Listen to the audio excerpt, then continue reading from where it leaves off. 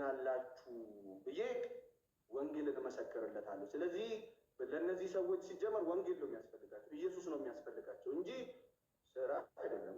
ስራ ማለት ምን እንደሆነ አሁን አሳየው።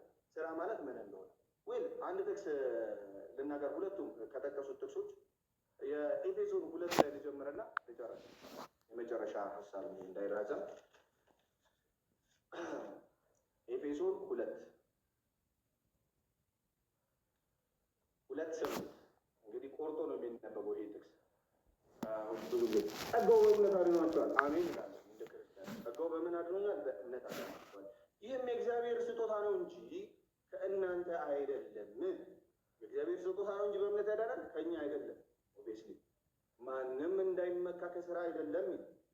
ማንም እንዳይመካ ከስራ አይደለም፣ ከስራ አይደለም። እሺ የቱ ነው ግን ከስራ ያለው?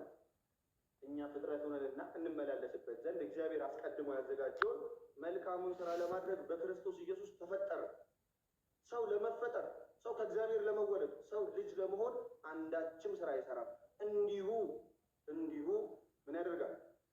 ክርስቶስን አምኖ በምን በኩል? ቅድም እንዳልነው ሮሜ 6:3 አንድ ለመሆን ምን ያደርጋል? ኢየሱስን ማመን ማለት ምን ማለት? ይጠመቃል። በሚስጥራት በኩል ጌታ ኢየሱስ ክርስቶስን ይቀበላል። ለምን? እኛ ጌታን ስንቀበል እንዲሁ አይደለም ማለት ተቀብለናል በቃ እንደዛ አይደለም። እንደ ክርስቲያን እንደ ሐዋርያት እንጂ የሆነ ሰዓት እንደመጡ ሰዎች አይደለም። አሁን ችግሩ ምንድነው? ወንጌልን እንደ ሐዋርያት መረዳት አለ እና እንደሆኑ ግሩፖች መረዳት አለ። ስለዚህ ወንጌልን እንደሆኑ ግሩፖች ሳይሆን እንደ ሐዋርያት። ስለዚህ ለመፈጠር አንድ ሰው መስራት አይጠበቅበትም። ሁለተኛው ያዕቆብ መልእክት ላይ አንድ የዳነ ሰው በክርስቶስ ኢየሱስ የተፈጠረ ሰው እምነት ብቻ ነው የሚያድነው ስራ አይደለም ካለኝ ምን እለዋለሁ መሰለህ?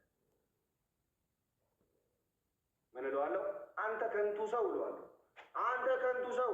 ያዕቆብ መልእክት ምዕራፍ 2 ቁጥር 20 እምነት ከስራ ተለይቶ የሞተ መሆኑን ልታውቅ ትወዳለህን? አባታችን አብርሃም ልጁ ይስሐቅን በመሰዊያው ላይ ባቀረበ ጊዜ በስራ የጸደቀ አልነበረምን? እምነት ከስራው ጋር አብሮ ያደርግ እንደነበረ በስራም እምነት እንደተፈጸመ ትመለከታለህን?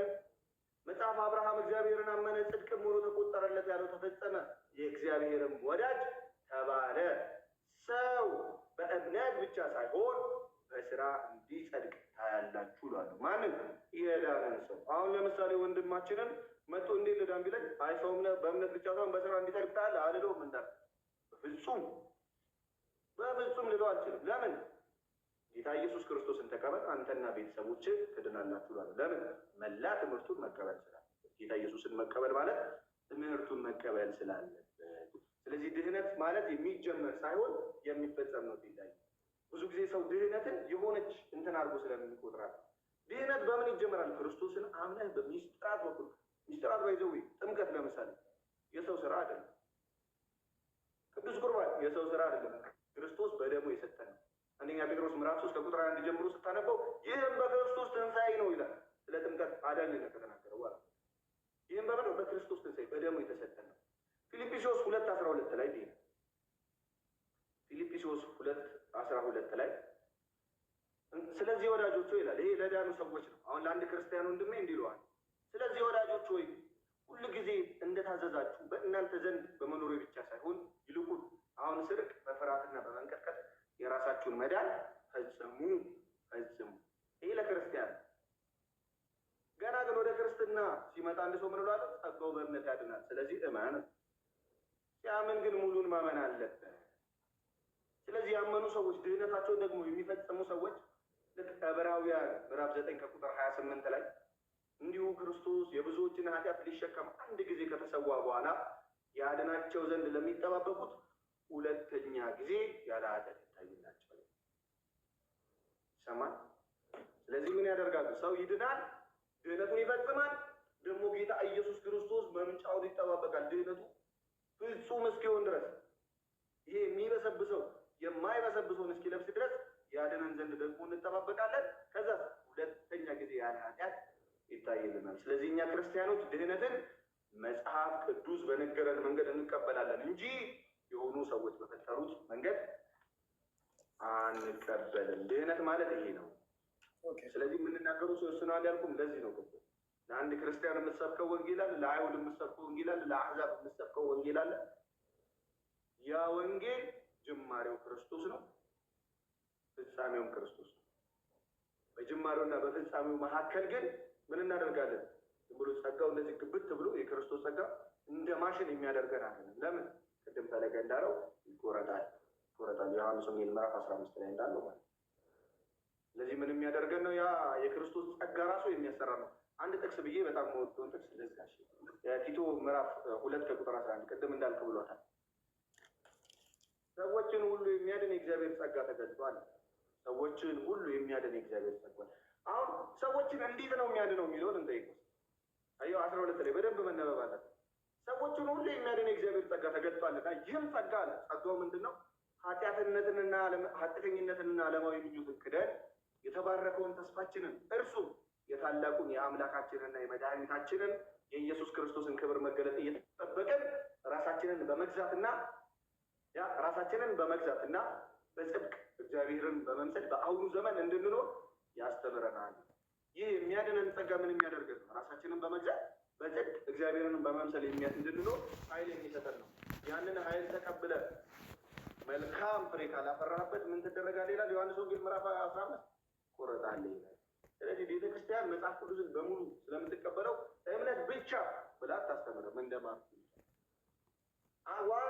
አንድ ጊዜ ሴቭ የተደረገ ሰው ሁሉ ጊዜ ሴቭ ነው በቃ አይጠፋም አትልም። እንደ ጆን ካልቪን እንደ ሐዋርያት ግን ድህነት የምትቀበሉት የምትወለዱበት ነው። ከዛ በኋላ የምትኖሩት ነው። ከዛ በኋላ ደግሞ የምትጠባበቁት ነው ብላ ቤተክርስቲያን ትሰብካለች። ድህነት እንደዚህ ነው እንጂ የውሸት ተስፋ አይደለም። ኦኬ የውሸት በቃ ትድናለህ እንደዚህ አድርግ ይሄ የውሸት ተስፋ ቴንክ ዩ። እና መጽሐፍ ቅዱስ ይዘሃል? ኦኬ ስትናገሩ ከያዝኳቸው ከመዘገብኳቸው ይህን ጥያቄ ታብራራልኛለህ? እስኪ አንተ ጥያቄ ስላልጠየኩህ ወደ የሐዋርያት ሥራ 2:19 ምን ይላል?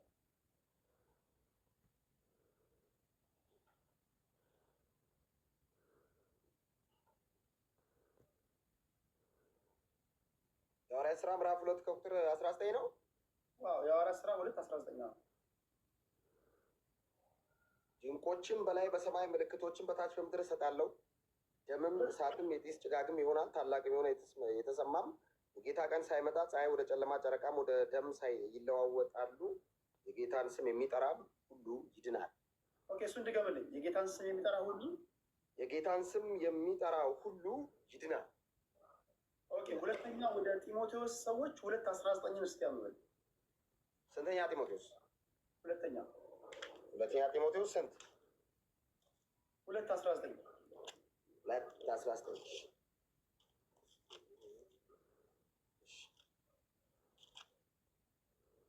ሁለተኛ ጢሞቴዎስ ምዕራፍ 2 ቁጥር 19 ጌታ ለእርሱ የሆኑትን ያውቃል፣ ደግሞም የጌታን ስም የሚጠራ ሁሉ ከአመፃ ይራቅ የሚለው ማተም ያለበት የተደላደለ የእግዚአብሔር መሰረት ቆሟል። ኦኬ የጌታን ስም የሚጠራ ሁሉ ይድናል ይላል አይደል? የሐዋርያት ሥራ አክትስ ላይ።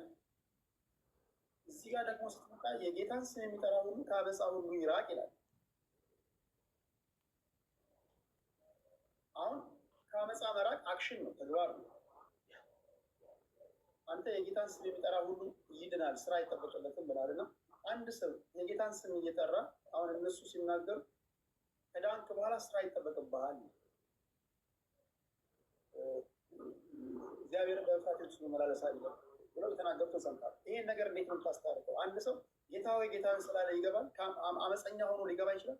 ስራ አይደለም ይሄ። እሺ ቀደም በደንብ አድርጌ የተናገሩት ይመስለኛል። እንግዲህ መጽሐፍ ሲናገር እንግዲህ መዳን በሌላ በማንም እንደሌለ ይናገራል። ሐዋርያት ሥራ 2:14 ላይ ሰዎች በጌታ በኢየሱስ ክርስቶስ አምነው ከዳኑ በኋላ ሲጀመር አመፃ ስራ ላይ ምንም መስራት መገኘት የለባቸው። የመጀመሪያው ጥያቄ ሰው በጌታ በኢየሱስ ካመነ በኋላ አመፃ ውስጥ ምን ይሰራል? ቴዲ የጌታን ስም ስለጠራ በቃ ትድናለህ፣ በቃ ሁሉ ነገር አልቆልሃል ካልከኝ ያን ኤክስፔክት አድርጌ በመጣስ ነው። መጽሐፍ የሚለውን ነው የምነግርህ። መጽሐፍ መዳን በኢየሱስ ነው። በኢየሱስ በማመን የዘላለም ሕይወት ይገኛል። በኢየሱስ ማመን ምን ማለት ነው? በኢየሱስ ክርስቶስ የመስቀል ስራ በማመን የዘላለም ሕይወት ይገኛል። አለቀ። የመጀመሪያ በኢየሱስ ክርስቶስ ያመነ ሰው አመፃና እርኩሰት ሰፈር መገኘት የለበትም። ሁለተኛ ኢንኬዝ ከተገኘስ፣ ኢንኬዝ ኃጢአት ከሰራስ፣ ኢንኬዝ አንተ እንዳልከው ያመነ ሰው የዳነ ሰው ድንገት ኃጢአት ሰፈር ቢገኝስ ምንድነው ምርጫው? ምንድነው ተስፋው? ምንድነው መጨረሻው? እንዳልክ ድኛለሁ ይላል። አዎ እንዳልክ አሁን ድኛለሁ በቃ በክርስቶስ ኢየሱስ ዛ ምናምን ይላል እና ኃጢአት ቢሰራስ ኢንኬዝ ዮሐንስ መልእክት ምዕራፍ አንደኛ ዮሐንስ መጽሐፍ ቅዱስ የመጀመሪያዊቱ የሐዋርያው ቅዱስ ዮሐንስ መልእክት ምዕራፍ 2 ከቁጥር 1 ከ1 ከ6 ጀምሮ ያለውን ላንብብ። ደስ ስለሚል ቃሉ ከእርሱ የሰማናት ለእናንተም የምናወራላችሁ መልእክት እግዚአብሔር ብርሃን ነው፣ ጨለማም በእርሱ ዘንድ ከቶ የለም። አሁን እግዚአብሔር የበራለት ሰው እግዚአብሔር ብርሃን ነው ካራክተር እና ጨለማ በእርሱ ዘንድ የለም። ቴንኪዩ ከእርሱ ጋር ህብረት አለን ብንል በጨለማ ብንመላለስ እንዋሻለን። አየህ አሁን የዳነ ሰው እኔ ቤንክ ድኜ በጨለማ ስራ ብመላለስ ከእግዚአብሔር ጋር ህብረት የለኝም። ኦብቪየስሊ የኢየሱስ ተከታይ የሆነ ጨለማ ስፍር ምን ትሰራለህ? ምን ትሰራለህ? መጽሐፍ ነው የሚለው እኔ አይደለሁም። ኦፍኮርስ ስለዚህ ድነቱ ሊወሰድበት ይችላል ማለት ነው። ወይ አሁን ድነት ይወሰዳል አይወሰድም ጋር አልደረስኩም። ስለ ኢየሱስ እያወራ ነው። ልጨርስ ሀሳቤን አታቋርጥ። ሰው በጨለማ ብንመላለስ እንዋሻለን እውነትም አናደርግም። ነገር ግን እርሱ ብርሃን እንዳለ በብርሃን ብንመላለስ ለእያንዳንዳችን ህብረት አለን። የልጁም የኢየሱስ ክርስቶስ ደም ከኃጢአት ሁሉ ያነጻል ይላል። ኃጢአት የለብንም ብንል ራሳችን እናስታለን ይላል። አሁን ይህን ካለ በኋላ ምዕራፍ 2 ቁጥር 1 ላይ እንደዚህ ይላል። አሁን ኢንኬዝ ኃጢአት ብንሰራ ያው ሰው ኃጢአት ቢሰራ ምንድነው ተስፋው? ኮርስ ልጆች ሆይ አለ ዮሐንስ ኃጢአትን አትስሩ አለ። ለዳኑት ክርስቲያኖች ነው የምንጽፈው። ዮሐንስ ለዳኑ ክርስቲያኖች ኃጢአትን አትስሩ ካለ በኋላ ኃጢአት እንዳታደርጉ አለ። ይህንን ጽፍላችኋል። ማንም ኃጢአትን ቢያደርግ ማንም ማንም በኢየሱስ ያመነም ኃጢአትን ቢያደርግ በኢየሱስ ያመነ ኃጢአትን ቢያደርግ ከአብ ዘንድ ጠበቃ አለን፣ እርሱም ጻድቅ የሆነ ኢየሱስ ክርስቶስ ነው። እርሱም የኃጢአታችን ማስተሰሪያ ነው፣ ለኃጢአታችንም ብቻ አይደለም ነገር ግን ለዓለም ሁሉ ኃጢአት እንጂ።